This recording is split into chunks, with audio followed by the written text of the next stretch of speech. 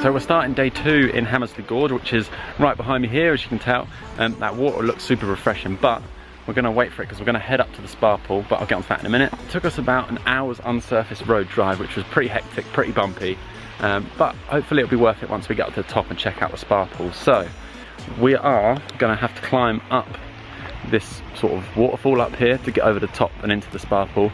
Luckily for us, it's just coming out the dry season, so there hasn't been raining sort of 3 months or so, so the water isn't too bad. It's not gushing down the falls, so it's a pretty dry climb, should be pretty simple. Let's do it.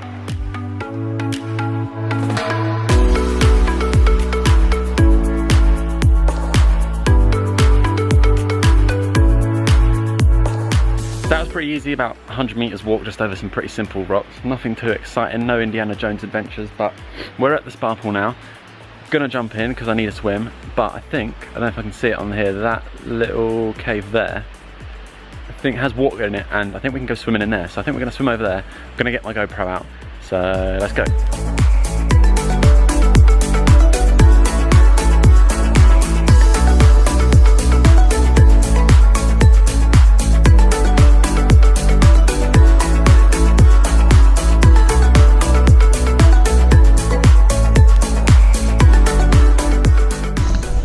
I'm doing a video. Alright. Okay, so this is the wildlife documentary takeover with Kermit. And I'm just going to show you over here, there's like this centipede, but it's absolutely loads of different colours. It's got like really yellow spiky legs as well. And yeah, I've just never seen anything like it. It's really cool, so check this out.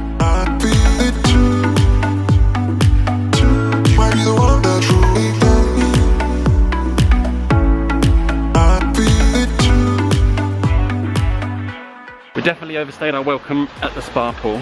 We've been here for pretty much 2 hours, but we're exploring a little bit more. So this right here is the spa pool that we were in about 10 minutes ago.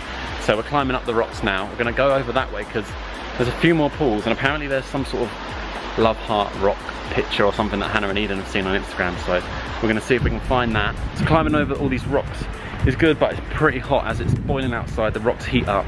It's like touching a saucepan or something that's just come off the stove or something. So Eden come up with a brilliant idea though. So we've got socks on our hands because we don't have any gloves, so thanks Eden, this is a great idea. She's all the way back there, but it's got us this far, so we're doing well. This is a thumbs up if you can't tell.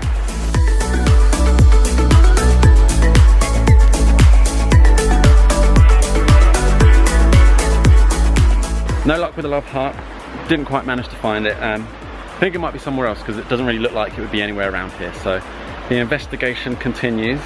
For now, we're going to leave the gorge here, leave the spa pool, go get something to eat and a drink because it's hot out here. And then where are we on to next? Which one? Have we decided? No, we haven't decided yet. Yeah? We've got a choice of 2 or 3, I think. Alright, so I guess we'll have a little meeting, little group meeting, and we'll decide and see where we're going next. How do your hands smell? They smell like cheese. Yeah, they smell like cheesy Doritos. Oh, gross. Extra tangy. So we've had our little meeting. It was confidential, I'm afraid, so I couldn't film it, but I'll update you. So we're going to go to Weano Gorge now and check out the Handrail Pool. So apparently this is a lot more difficult to get to than the spa pool was a minute ago, so that should be interesting. But yeah, lunch is done. Let's go.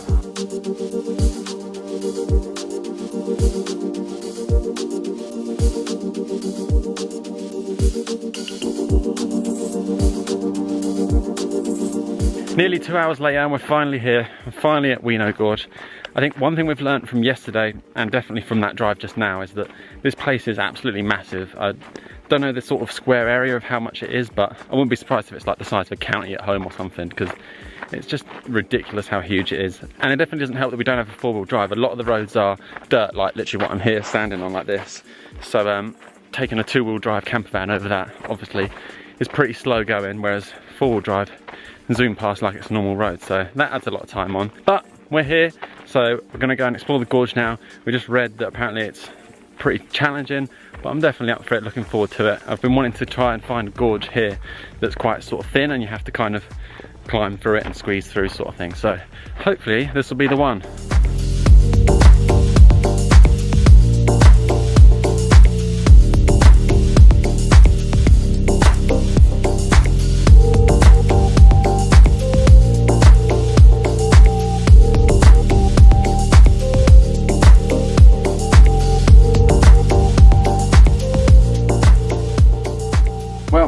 quick. It's like 10 minutes from the car park and we're already here. So the guide said like an hour and a half return walk, so I don't know where they've got that estimate from.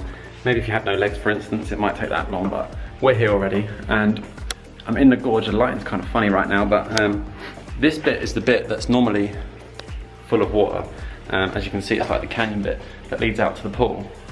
But I guess because it's pretty much, well, the dry season's just ending and there hasn't been rain for so long that there's basically no water in it. So after good rain, or midway through the wet season, you'll probably be wading through here down to the pool, which I'm on the edge of now. So I'm gonna leave you guys here and make my way down in case I fall over just like that.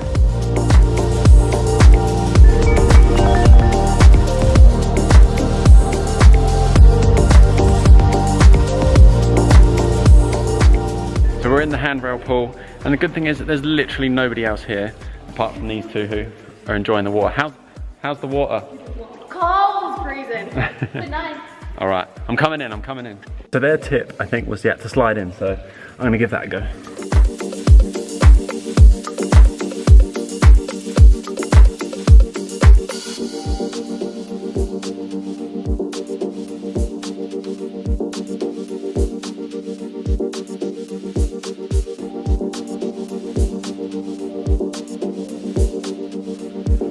Alright, that's Handrail Pool done.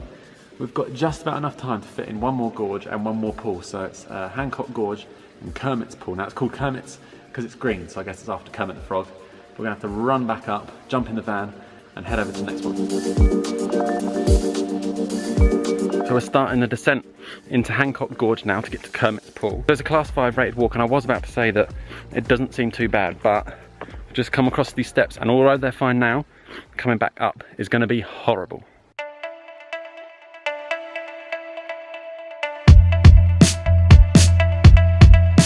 Well, this is the first. I can't say I've ever seen a ladder on a hike before. You alright, you going? You good? I'm going. Alright, you go first. I'll follow you. So it turns out the Kermit pool walk is the one with the waist-high water. So we've got a walk through here, down there. So I'm gonna have to strip off. Probably gonna leave my bag behind here somewhere, and we'll explore down there.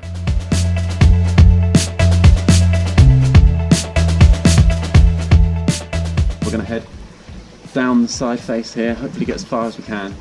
Hopefully we might not have to swim, it's just pretty far and we're pretty knackered, so I think walking's an easier option at this point than swimming.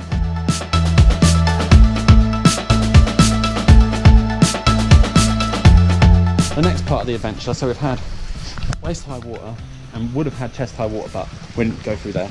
Now we've got a spider walk, so that's behind us here. Let's go.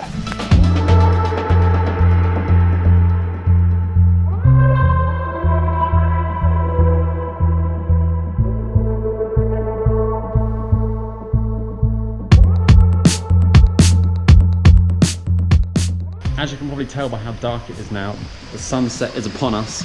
So this is Kermit Pool here. So normally this would be green, like Kermit the Frog, but obviously because it's pretty much nighttime near enough, it's not that green at all, which is a shame, but we've made the most of our day. We've seen everything we wanted to.